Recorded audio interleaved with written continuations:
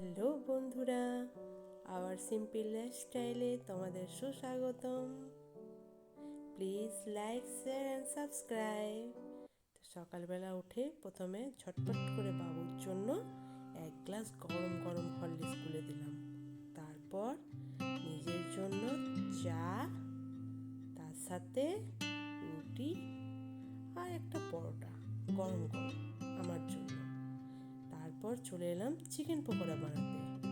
তো chicken pakora marinate করে রেখেছিলাম এবং তারপরে গরম গরম চিকেন পকোড়া ভেজে সেগুলোকে সার্ভ করলাম। দেখো এবার চিকেন পকোড়ার ফাইনাল লুক।